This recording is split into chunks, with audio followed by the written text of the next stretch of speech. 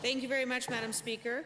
It's my privilege to rise today and move third reading of Bill 9, an act to modernize enforcement of provincial offences. I would once again like to thank my colleagues on both sides of the House for a good discussion and their support of this valuable legislation. We've had the opportunity to thoroughly discuss this legislation in the House, and it's clear from comments made during Committee of the Whole that members of the House are in agreement with the intent of this bill, including the modernization of key pieces of the justice system. The amendments that propose civil enforcement measures to enforce tickets for minor infractions and enable e-ticketing will do just that. The current system of using warrants to enforce tickets for minor infractions is not effective and hasn't been so for a number of years. I'm pleased that many of my colleagues have expressed their shared views that these amendments will help focus law enforcement and court resources where they should be, on more serious crimes. I'm happy also to hear the members opposite support the intent of this bill. Madam Speaker, almost 97% of Albertans over the age of 16 use motor vehicle registry services.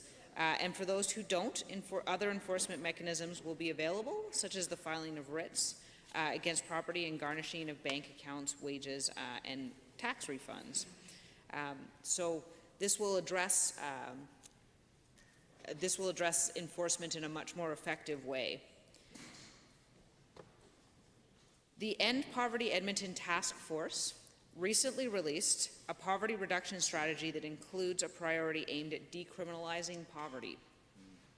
This priority looks at how the justice system can work against the poor, as they're often trapped in a perpetuating cycle.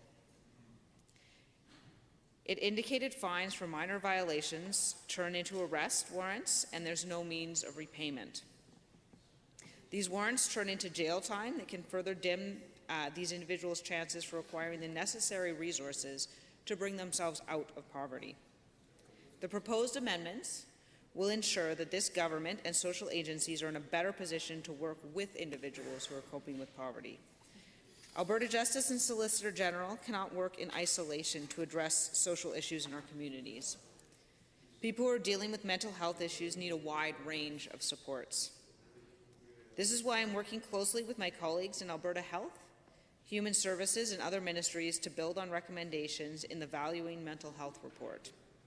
In February of this year, this government released a report that includes 32 recommendations aimed at supporting mental health by strengthening service delivery for Albertans with mental illness and addictions. The Alberta government took quick steps to accept the report and begin addressing 6 recommendations that were identified as priorities. The recommendations in this report are guiding our government and our partners as we will work to build a better system of addiction and mental health. We are continuing to evaluate the remaining recommendations and have been talking to our partners and Albertans who may be affected by them. The legislative amendments we are discussing today are one piece of the puzzle to help people who are in vulnerable positions due to homelessness or mental illness. I'm looking forward to the implementation of Bill 9 to better meet the needs of Albertans to support forward thinking and modernization in this province. Madam Speaker, I'm very excited today to be able to pass this particular bill. It's one step in a number of steps that my ministry is considering to assist in decriminalizing poverty, so that individuals who are suffering from mental health challenges, who are fallen into poverty for whatever reason, can be supported not just by social service agencies but also by the government. So it's critical that we work with our partners going forward on this, and I was incredibly pleased to stand up on the day this bill was first introduced with both support from the Edmonton Police Service and from the John Howard Society as we introduced this bill. I think that all Albertans can agree that this reflects our shared values that we should not be criminalizing poverty, and I'm glad to have had the opportunity to take this step. Thank you very much.